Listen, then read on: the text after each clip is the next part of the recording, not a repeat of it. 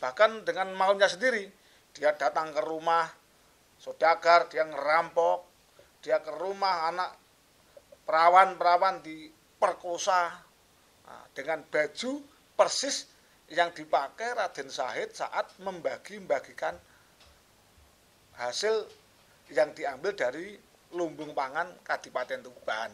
Lah, dari pemikiran korban, orang yang dirampok, gadis-gadis yang diperkosa, pasti berpikir kalau itu pasti Raden Syahid. Jadi Raden Syahid tidak tahu menau karena keseringan dia nolong rakyatnya, mengambil pangan dari lumbung pangan di Kadipaten Tuban dibagikan ke rakyatnya dan menolong orang-orang yang tidak mampu. Ternyata ada orang yang menyerupai baik pakaiannya, tinggi badannya, dan sengaja dia merampok, tapi bukan dibagikan tapi untuk dia sendiri.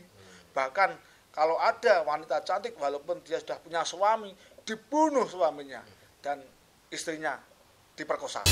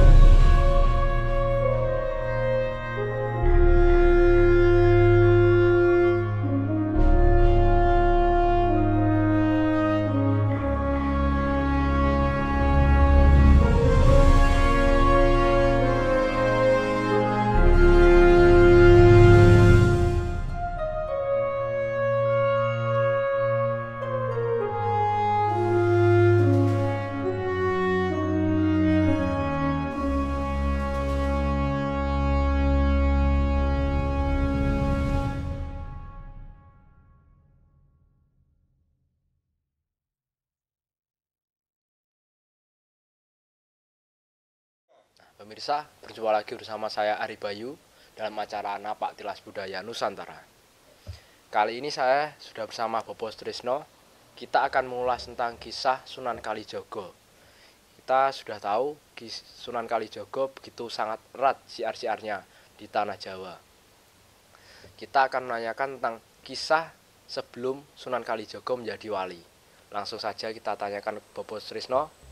Bobo Trisno, Ya, Mas. Ini mohon bisa dijelaskan kisah Sunan Kalijogo sebelum menjadi wali.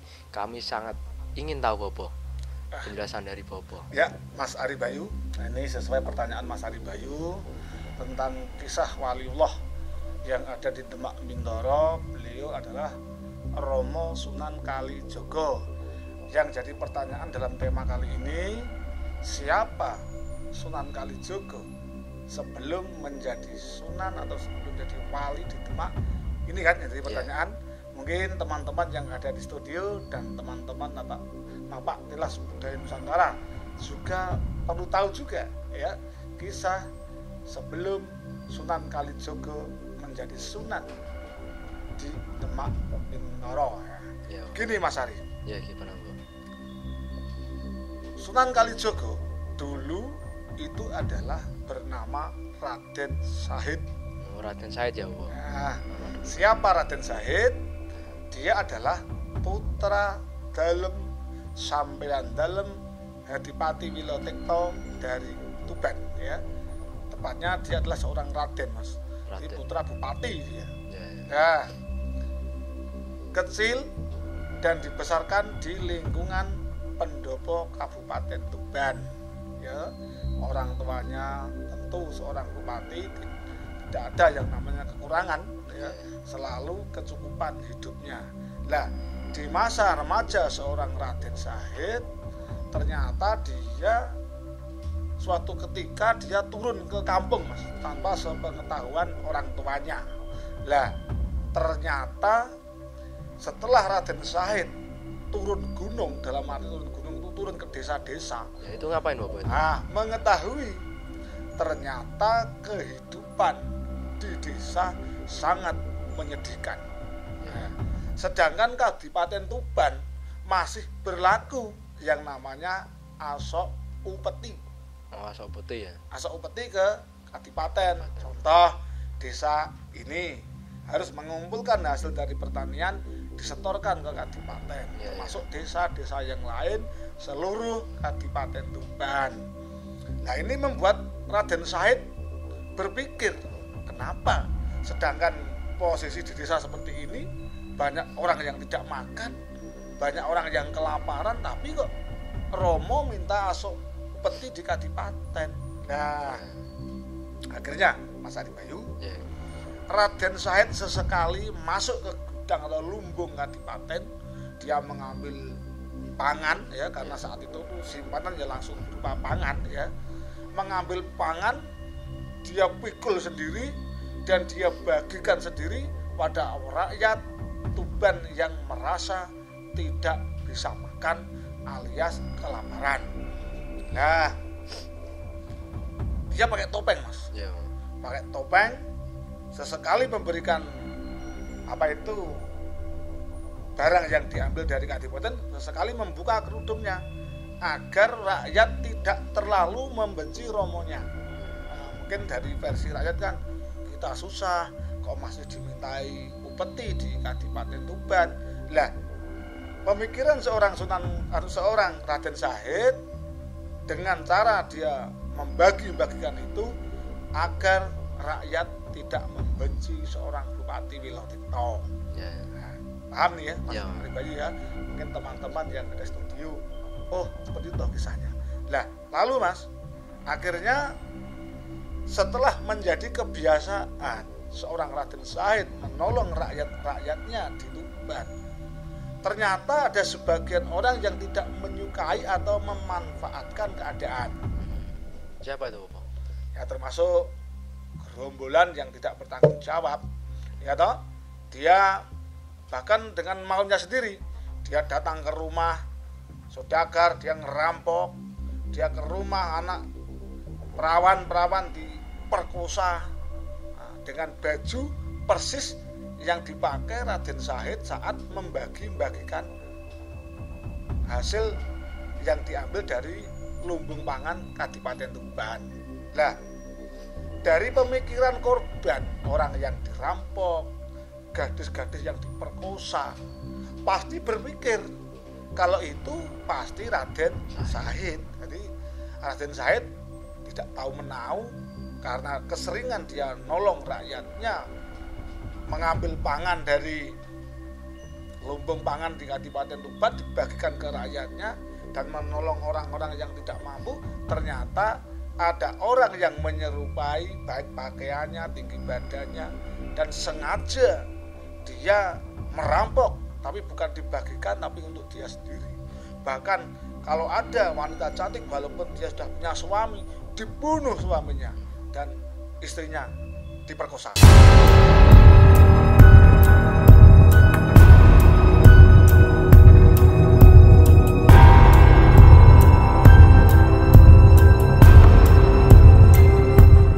Terus gimana, Bang? Di saat seperti itu timbullah kecemasan rakyat wilayah Kabupaten Tuban. Akhirnya menjadikan laporan ke Tuban. Lah, berhubung seorang Bupati Wilotikto mendapat laporan tentang kerusuhan di desa-desa dan rakyat tidak bisa setor upeti karena hasil panen mereka, banyak pak tani yang kaya dibunuh. Menurut laporan, pembunuhnya adalah Raden Said. Nah, marahlah seorang Raden Said. Satu, menghalang-halangi upeti masuk. Kedua, mencemarkan nama putra seorang bupati di Tuban saat itu. Akhirnya oleh sang bupati mengusirlah putranya, yaitu Raden Said, diusir dari Kadipaten Tuban karena merasa malu, merasa repot punya anak seorang rampok, pembunuh dan pemerkosa. Akhirnya setelah Raden Syahid meninggalkan Kadipaten Tuban, ternyata adiknya cewek cantik yang bernama Rosowulan dipamiti, dia nangis tanpa henti-hentinya, tidak mau ditinggal oleh seorang Raden Syahid, seorang kakak yang sangat disayangi. Akhirnya Raden Syahid diminta oleh adiknya, silahkan pergi kakak, tapi saya ikut. Sedangkan Raden Syahid tidak mungkin membolehkan adiknya, apalagi seorang wanita. Akhirnya baik Diajeng, aku akan mengajak Diajeng Rosowulan, tapi tidur dulu ya. Nah, disuruhlah tidur adiknya itu. Setelah tidur, Raden Syahid meninggalkan Rosowulan tanpa diketahui oleh seorang Rosowulan. Setelah meninggalkan Tuban, Rosowulan terbangun dari tidurnya tanpa pamit orang tuanya. Rosowulan suka mencari kakaknya Raden Syahid. Nah, lalu Mas, langkah pertama yang dilakukan oleh Raden Syahid apa? Ya, apa itu? Nah, ini yang jadi pertanyaan mungkin teman-teman yang ada di studio dan teman-teman Pak Tilas Budaya Nusantara. Sebelumnya ya. diminum dulu. Oke, Mas Ani, ini ada kopi ya, diminum dulu silakan, Pak. biar semakin encer ya. Oke. Ya, pemirsa ingin tahu toh kisah selanjutnya dari Bopo, tapi kita minum kopi dulu ya. Oke.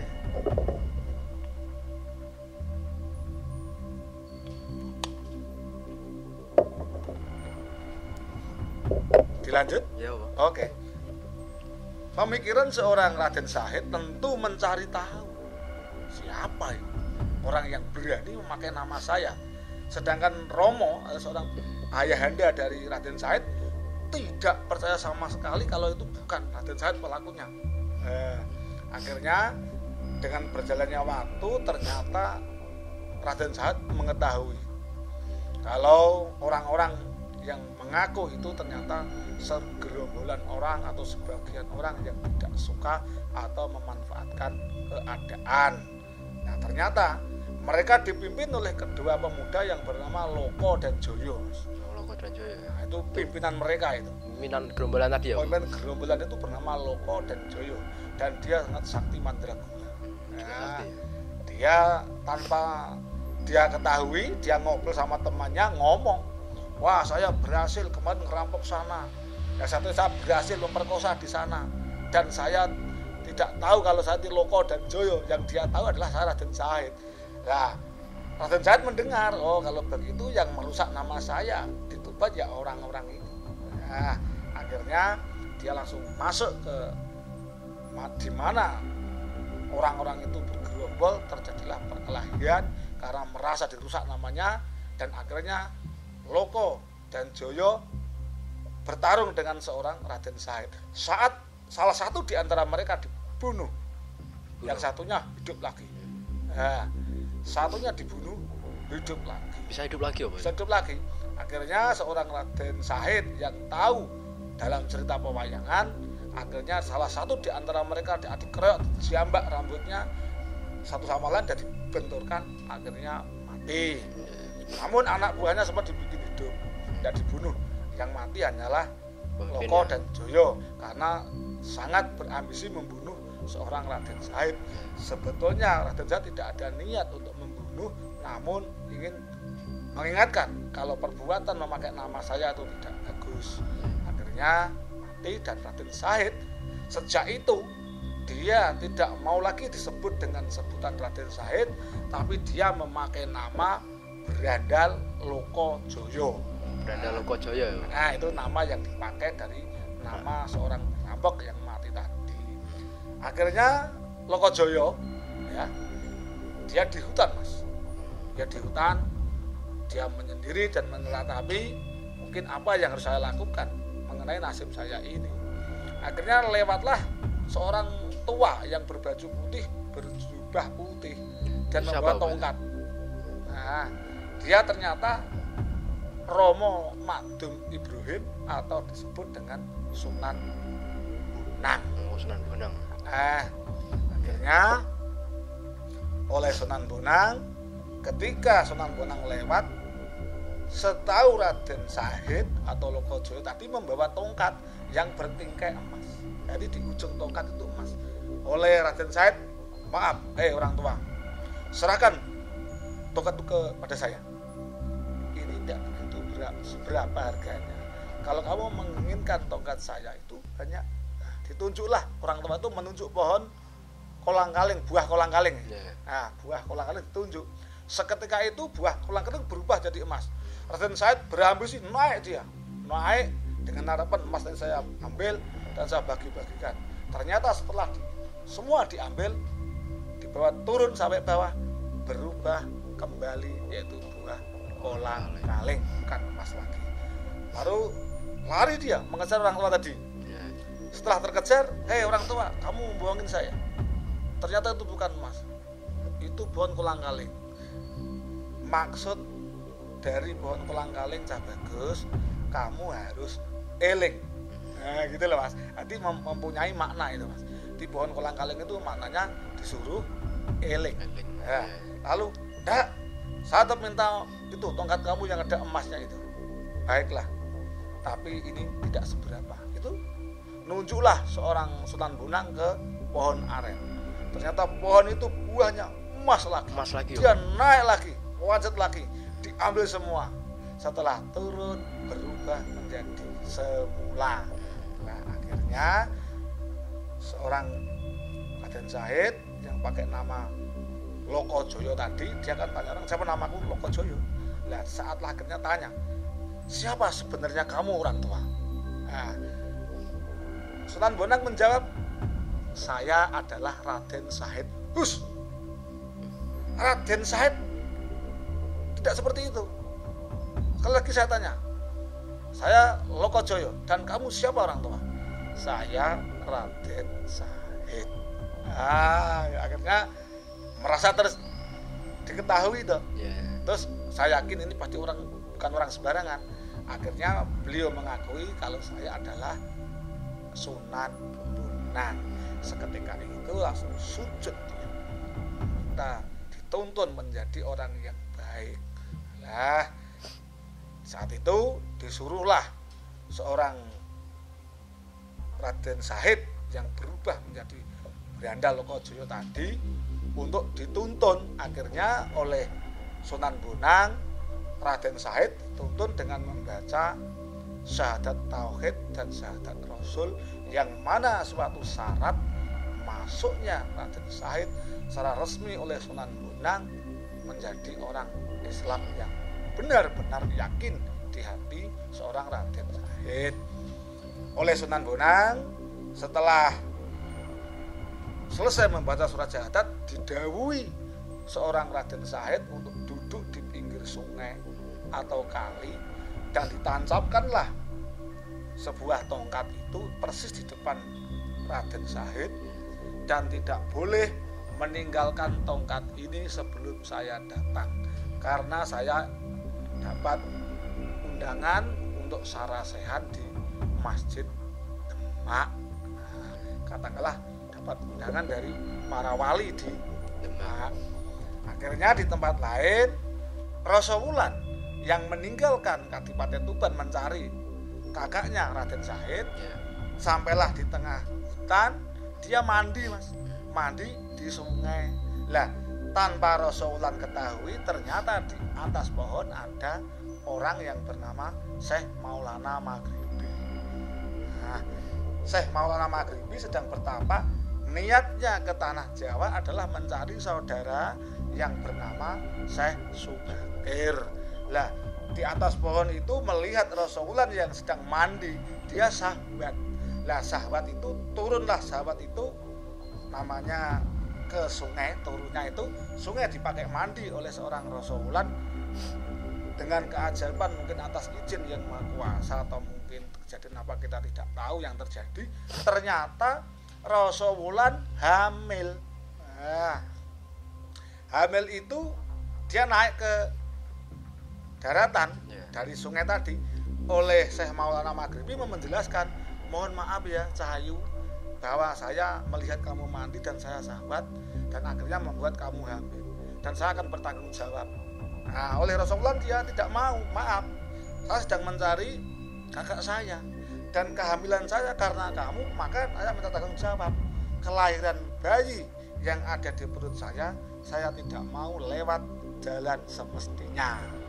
Akhirnya atas doa seorang Syekh Maulana Maghribi didoai, akhirnya lahirlah bayi dari Rasulullah, namun tidak lewat jalan semestinya seorang yang melahirkan, namun lewat lempeng seorang Rasulullah.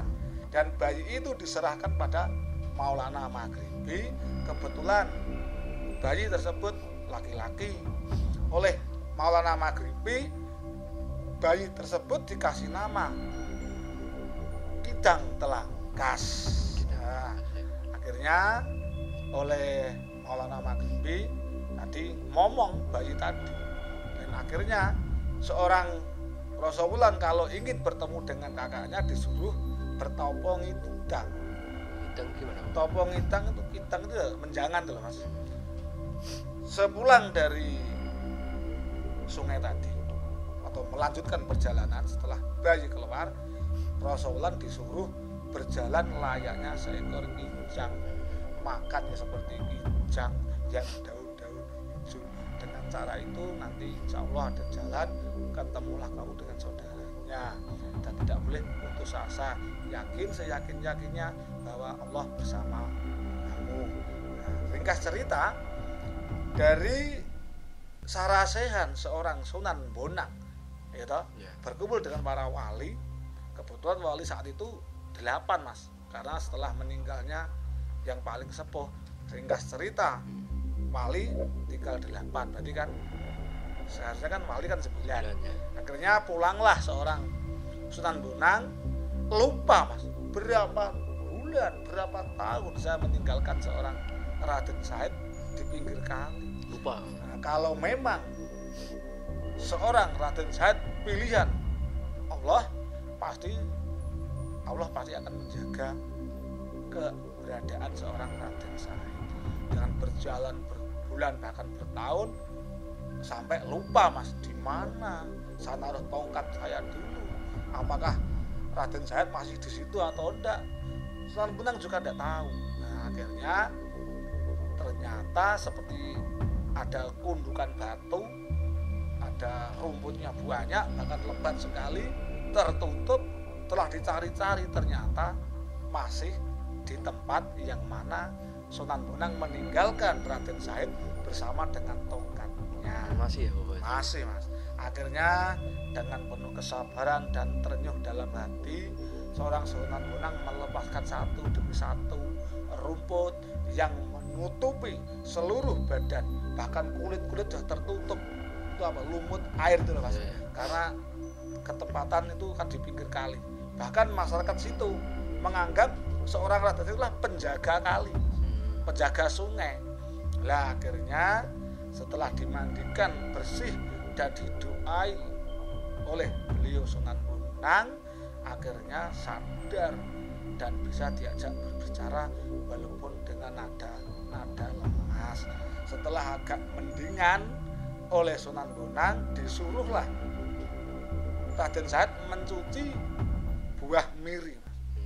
Buah miri itu dikasihkan ke tangan Raden Said untuk dicuci di sungai. Kebetulan tidak sungai tadi ya. Nah saat dicuci Mas, ternyata pohon miri dikembalikan ke Sunan Bonang, ternyata hilang satu. Nah, loh, memangnya berapa Kanjeng Sunan Bonang jumlah miri? Jumlah miri itu semula 9, kok hilang satu? Ya gini, mungkin ini suatu perlambang atau gambaran dari Allah Subhanahu wa Ta'ala bahwa wali yang saat itu 8 jangkepnya genepe, paham ya? Genepe 9 mungkin Raden Said. Nah, jadi diangkatlah oleh Sunan Bonang seorang Raden Said menjadi wali ke-9 karena dia berasal dari Kadipaten Tuban dengan nama Raden Said. Penduduk setempat karena dia sering menjaga sungai, dalam bahasa Jawa jogo kali, maka Raden Said berhak mempunyai nama Sunan Kalijogo. Oh ya, gitu ya Bapak ya. Kurang lebihnya saya minta maaf Mas Ari Bayu mengenai kisah sebelum menjadi Sunan Kalijaga, dan itulah perjalanan seorang Raden Syahid sebelum diangkat menjadi wali tanah Jawa, yang akan sebut Sunan Kalijaga tadi. Tentunya Mas Ari Bayu ya, kalau ada versi yang lain menyebutkan tentang perjalanan kisah seorang Raden Syahid sebelum menjadi Sunan Kalijaga, kalau ada perbedaan saya mohon maaf yang sebesar-besarnya, karena saya yakin pendapat orang lain tentang penilaian kisah seorang Kalijaga belum tentu salah, dan saya sadar bahwa saya belum tentu benar. Mohon maaf atas segala kekurangan, kekhilafan, saya manusia biasa. Tentunya Mas Ari Bayu dan teman-teman Napaktilas Budaya Nusantara sudilah untuk memaafkan saya. Terima kasih. Ya, terima kasih Bopo atas kisahnya tadi. Mudah-mudahan bisa bermanfaat, bisa lain kali bisa diceritakan lagi kisah-kisah yang lainnya. Ya Bopo ya.